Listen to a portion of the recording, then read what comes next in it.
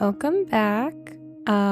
Today I want to start the video with a new segment called What Did I Do Off Camera? Yeah! Woo!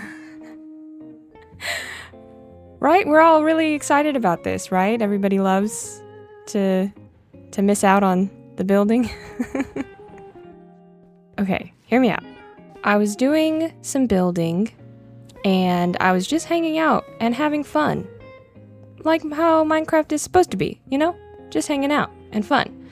So I didn't turn my recording on and I just let myself keep having fun. And that is what led us to the predicament I'm going to show you today. Not this. You know, we did all this together. I was very good about this one. It's all this over here. Now, you may have seen from the ending of my last video or just in like those final clips, you may have noticed this building right here. This is my pumpkin and melon farm, and I actually recorded the beginnings of making this, but it was really just video of me putting together the actual pumpkin and melon farms, which it's not like I have a tutorial on it, so not very interesting. As you can see, I have little details that are a little more modern. I wanted it to feel old-fashioned with just hints of moving into a more industrial age. So in here, on this bottom level, we have just melons, and that's because I am making use of the new auto crafter.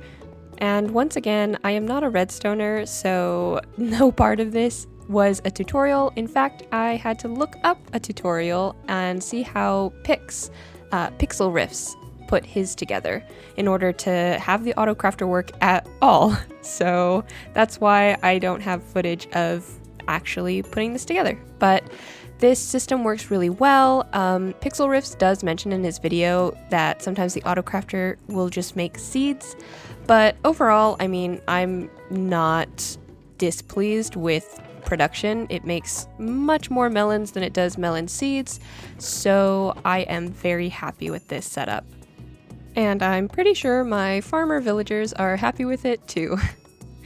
And then up top here, I have all of my pumpkins because that top level makes only pumpkins. So I have a very healthy storage of both pumpkins and melons. I've got barrels up here full of both, and so I don't think I'm gonna be running out anytime soon. Yeah, I have more storage down here, so hopefully I should be fine. But really, how I came up with this design was just by free-forming the building around the actual redstone itself. I mean, I'm sure you can tell it's not very textured. The design is not very complicated. It's definitely not my most thought-out build. As you can see, I went for almost a clock tower-esque shape here. I honestly don't know what this is supposed to be. It's not supposed to be anything, I guess. Really, I didn't have anything particular in mind when I was putting it together.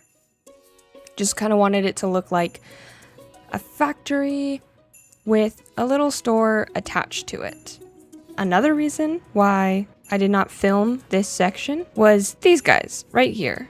I know a few people have done this, but I personally was inspired by BOO, and it took me like way longer than it probably should have. It took me an embarrassing amount of time to get these set up like this. So I enjoy myself more when I don't capture those moments on camera to put on the internet. So that's what happened there. But I think it came out really cute. I like it a lot.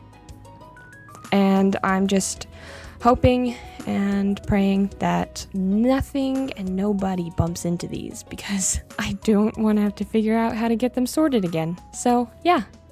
So that's the first building that I made off camera. The second is right up there.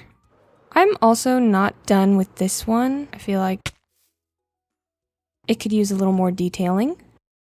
I've also still got all my junk here, so that's a pretty telltale sign of a building not being done. But it's a little mud shop. Through this door here, we have the entrance to the mud machine. So upstairs is the store, downstairs is where you make it. This was another case of me building the redstone machine and then just plopping a building around it. Nothing fancy. It works really well though. This is a design from Ilmango, and it was super easy to follow, so that will also be linked down below. Here we have extra storage. This is where I'm keeping all of my dirt now, which is really, really handy, so I don't have it clogging up too much of my other storage areas. This is the face of a Mud Machine Pro. Wow, this rain. I think I've seen other people talk about this, but it seems like it rains a lot more since the update. I don't know if there's any merit to that. If you've noticed that, maybe, let me know. But it really feels that way. So I'm gonna wait inside. So now that you're all caught up with what I built off camera, I was thinking maybe we can work on some paths or some custom trees. Maybe? Testing. Is this working? Where? Hello? Okay, let's get set up. Now the first thing I'm gonna do is just put some bamboo around in different places.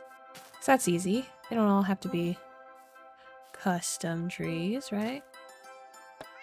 Okay, let's start with some acacia down at the bottom. Yeah. And now we'll add in some tuff. So clearly I'm going for a darker gray gradient at the bottom, and then as we work our way up, I start to get more into the browns. Here is the photo I am using for reference for my first tree. This is also the only tree that I did a nice little recording of, so I'll do my best to walk you through my thought process on this one because I didn't record the making of any of the other trees. For my gradient, I used the following blocks in order from bottom to top. At the bottom, I have muddy mangrove roots into acacia, into tuff, then andesite and light gray terracotta to dripstone, to brown mushroom block, and finally using all kinds of junglewood variants at the top. And something I didn't manage to get on camera is I later went back in and smoothed that transition between the brown mushroom blocks into the jungle wood by using more brown mushroom blocks and also adding packed mud blocks, which made a really big difference. So I know the transition doesn't look very smooth right now. I fixed it later, don't worry. But this is the overall shape of our tree. I wanted the shape to feel a little lopsided, a lot like the image I used for reference, where the base is definitely leaning more to one side, but not so much so that it's not believable that it would be supported. Now, one of my favorite parts of the reference image was actually the branches. I really liked how the shape of them were almost twisted in some parts, so I did my best to recreate that using the jungle fences. Now, another detail that I really enjoyed from my reference image that I did my best to recreate were the shapes of the leaves. They make this sort of oblong shape that's fluffy on the top but pretty flat on the bottom. And they're all pretty clustered on the ends of the branches. If you look at something like an oak tree, the leaves tend to look pretty filled out and fluffy all around. But with this tree, there are pretty distinguishable layers to the leaves, leaving several areas of just exposed branches. From what I could tell, I'm pretty sure I was using Japanese pine trees for reference, but I am not an expert on this, and I was going off of the pictures rather than an actual Google search for a specific tree, so I can't say for 100% if that's what this was. What I can say for sure is I used this basic shape outline for almost all of the custom trees I made in this area. That being said, this is also definitely the largest tree that I made in this area, so it's the only one that I used this specific block palette for. Like I said before, there are some tweaks that I made after I finished filming, but for the most part, this is the finished tree. So, once that was finished, I began to fill the area out with some smaller custom foliage. The first thing that I got to work on was a custom flower bush. In my reference images, most of these bushes had these beautiful saturated flowers that were almost a magenta or a fuchsia color. And as much as I would have liked to replicate that, I was running into a few different issues. The first being, I wanted to make sure that this felt natural and organic, so I didn't want to use anything too solid like glazed terracotta or something that would have been very comparable color-wise, but off-putting in the sense of blending in with the rest of the foliage. Now looking at it that way, the only options really were the flowering azalea leaves or the cherry leaves. And while the flowering azalea leaves, I think, are a little more similar to my reference images, they also are already in use. I already put them around all over sporadically as just random foliage, so I didn't want to reuse them and risk this entire build blending in. And with that, that tree was done and it was on to the next one. I don't know if this is small enough to classify it as a bush necessarily, but it is definitely not a big tree. This one's a little guy. And I made it with spruce logs, slabs, and fences. My design here was really simple. I just wanted to make sure that I had different kinds of trees and bushes on every level of the mountain. The main thing that I did differently... Oh, there's the rain again. But we press on.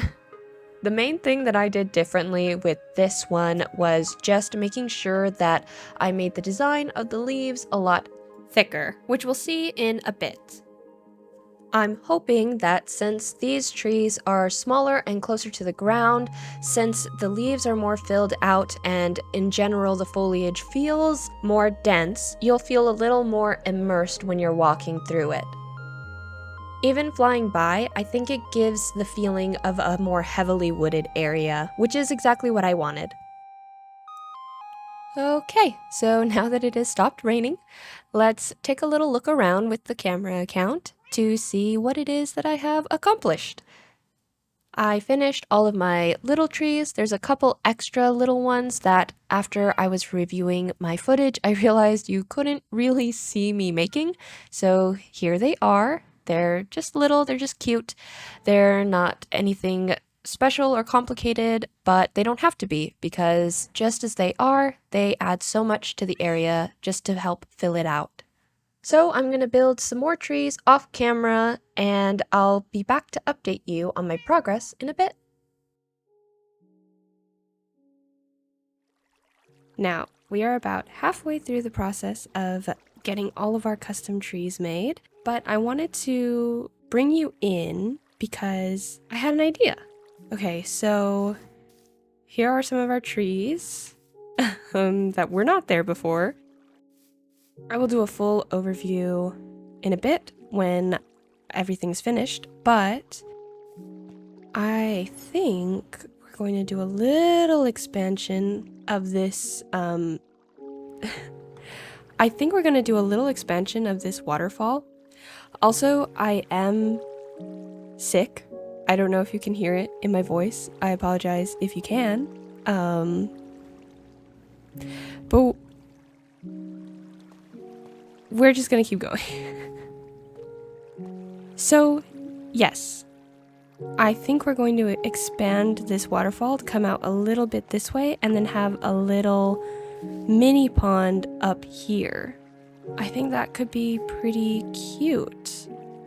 So, I'm not gonna go and use my cam account for this. I'm just gonna do it first person. And let's just build it and see. Let's build it and see how we feel.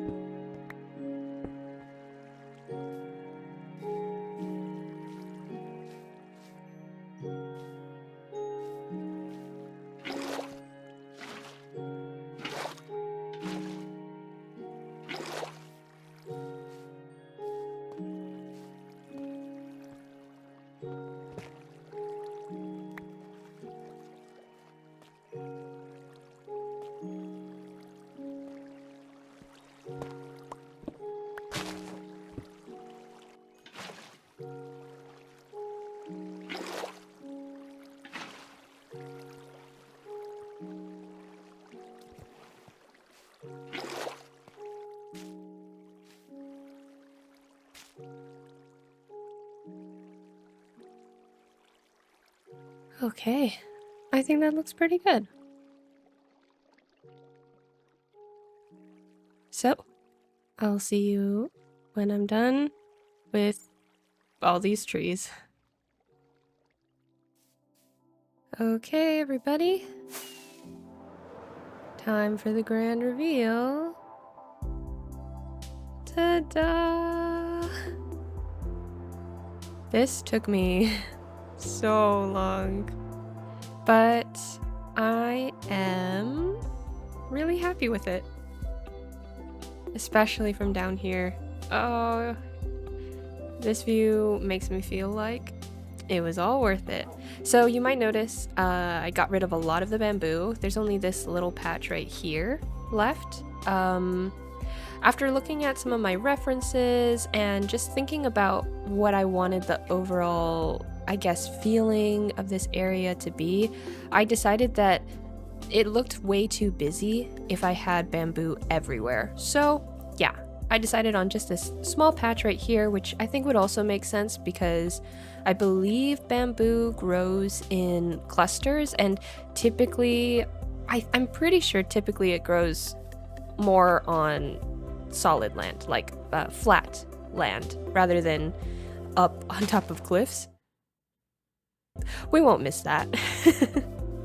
So I do have some plans for bamboo in the future on the other side. I think I might have mentioned that before, but it's been a long time, guys. I'm sure If you take a look at the time between videos on my channel, it will need no explanation that this video was a long time coming. So yeah, but I think the time was well worth it because I'm very happy with these. I also did these all freehand, which I mean maybe is kind of obvious to some people. I don't know if these look fantastic, but for me, these are really good, and I'm really proud of how far I've come. And I really like this entryway for the tower. I really like this design. Even though I know this likely isn't traditional because I didn't see anything like these in any of my reference images, I'm not really going for traditional. Of course, it's still a game, so I just kind of want it to feel like it makes sense within my Minecraft world, and I think that these really help. I think it really helps the tower feel a little more integrated into the landscape around it, and so I'm happy. If you want a little closer look, these are furnaces. I am obsessed now with using this little texture of the tops of furnaces for floor, for like an alternative cobblestone. I'm probably going to be using it a lot more in my builds. I need to make a little outdoor blacksmith area, I guess, for Polykiko, for Trayson. So I'm planning on using these again because I think that would look really good in a workspace for him. But yeah. Oh, let me show you. There's actually a little bit more up top. Let me get a little closer so we can see some of the details. So up here, oh my gosh.